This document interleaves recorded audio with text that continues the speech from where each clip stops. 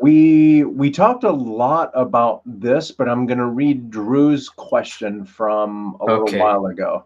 This is the one that I wanted to build up to. He says, hey, Miguel, and by the way, thanks, Drew, for the question. Hey, Miguel, Hmm. many of my friends are looking to be storyboard artists. What advice could you give them for getting their break into the industry? Portfolio do's and don'ts, software Hmm. knowledge, etc. Okay. That's an awesome question. Thank you, Drew. Yeah, thanks, Drew. Yeah. So I can answer like the last part of it. So in terms of software knowledge, the essentials would be like knowing Photoshop and Storyboard Pro, hands down, knowing those two. Mm-hmm. And then even just, taking a stab at a storyboarder, that's really cool. It's Mm, just getting used to the workflow is a really yeah. important thing. Um, can I actually show Drew my website? I feel You like can that do whatever you Oh, of explains. want. course. Sure, Awesome. we just live in it. Yep. All right, cool. Because portfolio, that's like the most important thing is like having your portfolio Yeah. be very easy to access. Mm-hmm. So let me Ooh, go to my talk about it. website. Talk about it. Y- Yeah, Mm-hmm. because in the end, a recruiter has to look at tons of portfolios every day. They have to look at tons of people every day. So, for example, like my portfolio immediately has the storyboard, for example, like, and it's good to have at least around like 3 storyboards. For me, ever since I started working, it's been difficult to try to do personal stuff, but having 3 storyboards is a good number to have. Okay. Um, and then also having like different types of genres Mm-hmm. that fit in. It depends on the studio you want to go into. So like if the show maybe is more like actiony or more comedy, like having one portfolio storyboard dedicated to like comedy, one to action, and then maybe one to like a mix of or maybe drama. So having Mm-hmm. variety helps. But Right. for example, like I click on the storyboard portfolio and it should be like really easy for the recruiter to access and making it clear what you want. So like you don't want to apply for a storyboard position, but then having like say illustrations or graphic design show up. Mm-hmm. So the Mm, whole idea is to make it clear and simple that your portfolio is dedicated to the job you're applying for. Mm-hmm. So for example here, and by the way, the website service that I'm using is verb.com, verb, VERB, virb.com. VIRB. Um, and I use this website because they have a cool like image feature where I can use the arrow keys and just easily flip through the uh, the content. So, for example, like, and if someone's scrolling through a storyboard, it should be pretty easy to scroll through panels and stuff. So it should kind of play out like an animation. Mm-hmm. So I use Vert because it's really easy for me just to kind of like go through the panels and for the recruiter to kind of play it at their own pace, like an animation. That's I've stalked you, and I was looking at all these things, but I didn't the key thing that makes Hmm. it way cooler. Yeah, yeah, and it's just making it easier for the recruiters to kind of get a sense of the pacing and Mm-hmm. idea of the story. And going into like the skill set of it, like this is honestly this portfolio is kind of outdated because I did this like over a year ago, and I feel like now I could do way better. But for example, like only having a few lines to convey the image, having a good shorthand helps when it comes to storyboarding, and then knowing how to like incorporate tones specifically to it. Mm-hmm. And also like for example, like this was just like maybe like at most like 1, 2, 3, 4, 5, 6, 7, less than 10 lines for this specific drawing and just being quick about it. So in terms of drawing, like again, having confident lines, not making them look too pretty, and then also finding different compositions to use, you know? like not having everything be this kind of shot or this kind of shot, but Mhm. like varying it up, like incorporating dynamic angles and stuff to it, Yeah, you know? going back to the conversation from before where we were talking about Hmm. moving the camera around, right? Yeah, you know? Because if you didn't move the camera around as much as you did, this would be, it Hmm. might be a great story on paper, but Hmm. visually it might be Dry and incredibly weird. boring. Yeah. Yeah. Exactly. Exactly. So in terms of portfolio, having this and even having like a short summary, for example, like my character Mila, 5-year-old engineer elf, basically describes the whole plot, and not having it be too big, and then having just this descriptor to help the recruiter kind of break into the story. Yeah. And then from there, it doesn't hurt to have comics too, because comics are also another way of storyboarding and storytelling. Hmm. So like having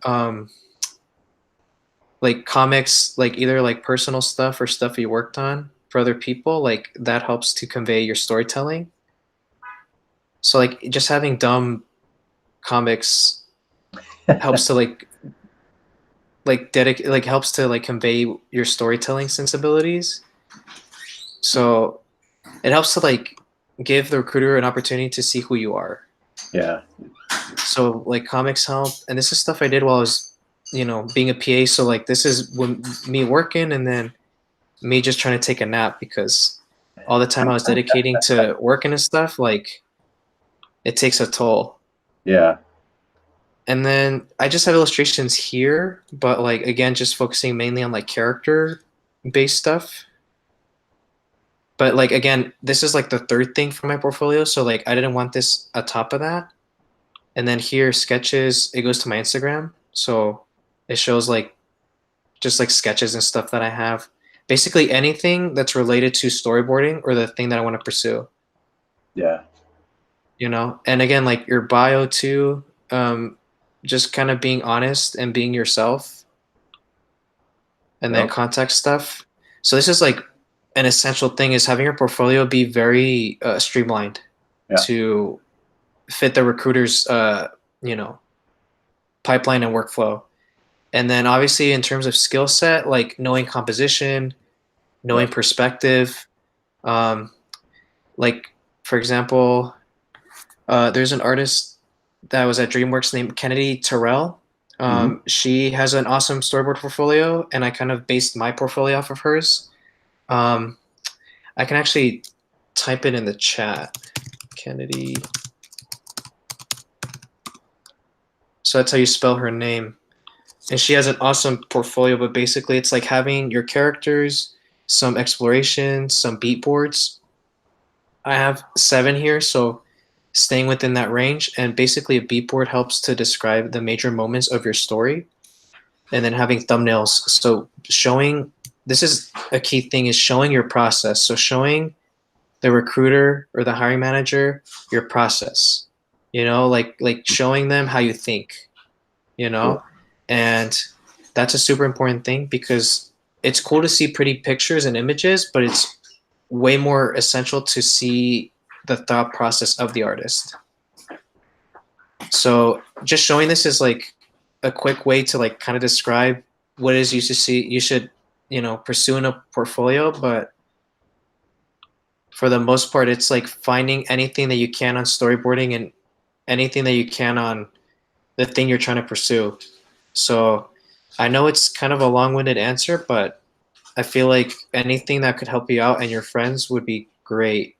And also too, just like, constantly checking the company websites and the job postings to see what fits, and then also really reading the job qualifications to see what it is that the company is looking for in that specific job. So if they say they need someone who knows Storyboard Pro, learn Storyboard Pro, Yeah. and also doesn't hurt to know Photoshop, but Right. it's about, yeah. And remember that you might know Storyboard Pro, Hmm. but that's useless knowledge if you don't know how to properly draw Exactly. or convey a message would Hmm. probably be a better way to Yeah. say that. Yeah. So like gesture drawing helps a lot. And then obviously film studies help a lot. Doing film studies of films, TV. And then people sketching too, cafe sketching really helps a lot.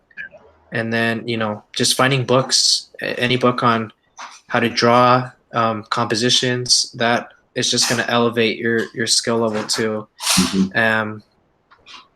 Let's see. And then also too, like online resources too, like schoolism.com is a great resource. There's tons of stuff online. I always find PDFs online and I just save them.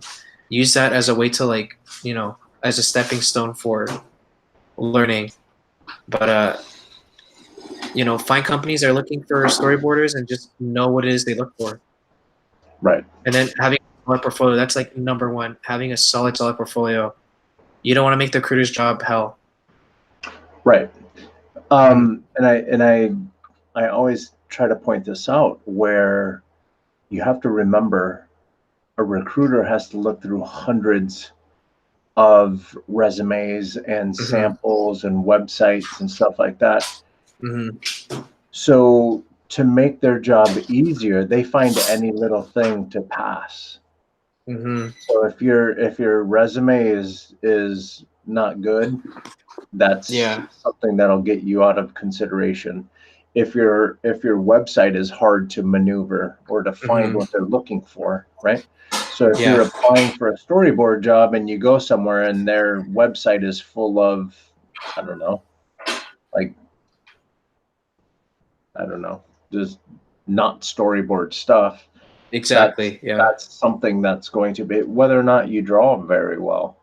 Exactly. They're just looking for reasons to make their job easier, because there's someone out there that's going to draw just as good, if not better, and their stuff is easier to look through. Exactly. Yeah, the whole idea is to show competence in what you're doing, and just like showing that you can have fun doing what you're doing. And also a good rule of thumb is like not taking so much time developing your storyboards. Like, for example, the one I showed, that took me about a week to do. And like that shows like how efficient you are with drawing. You know, like you don't want to take about a month doing a storyboard that's about like 400 panels, because then when you actually work in the job, you're not going to be able to create that much output, you know, and then you're going to slow down production. So a huge thing is to like be efficient and not really be so so dedicated to pretty drawings, you know. Like the whole idea is to convey the ideas and to convey the compositions and the story, you know.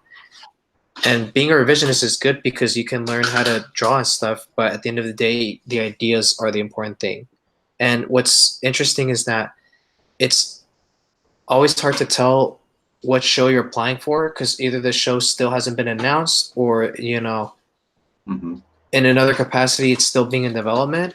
In that case, don't focus so much on the style of the characters that you design. Focus more on like the tone, you know. So if you're going for more of like an action or a comedy, that's going to be more powerful, because the show that you might be applying for may fit within those genres, not so much the style. You can always learn the style when you work, but don't be so caught up on like, oh, I have to do things in the Cartoon Network style or the Dreamworks style.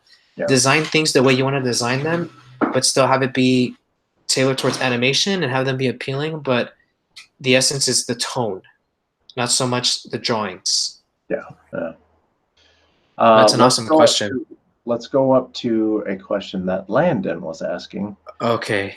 He said, Miguel, what kinds of things do you do in your life that's not art related, but helps to build your drawing vocabulary? Awesome. Dang, Landon. Okay, cool. Do you guys want to host this show? Day. So one thing, let's see. Honestly, like I like exercising and I like playing sports. I just haven't had a chance to do them as much because of the job, but it helps me draw because it helps to clear my mind and it helps to relieve the stress that I'm feeling while working. So it doesn't help me in the sense of improving my drawing, but it helps me to clear my mind and to not feel as pressured. So exercise and playing sports is one thing I like to do. I also like playing video games. It helps clear my mind, and it also helps me to kind of like pick up on what it is that game developers do for storytelling. Like right now I'm playing the new God of War game. and it's super cinematic. So I'm always like subconsciously picking up the compositions that they use to convey the story that they're trying to tell. And also I like reading books too. Reading helps to like, you know, create more ideas, and in the end it helps my drawing too, because I can take a description of a character and then just design it, you know, like read the description of the character in the book, and then from there just going off and, you know, taking a stab at the design. So it's good to have, and it's good to have those hobbies, because just focusing on art so much can be draining. Yeah. So it's good to find that breath of fresh air.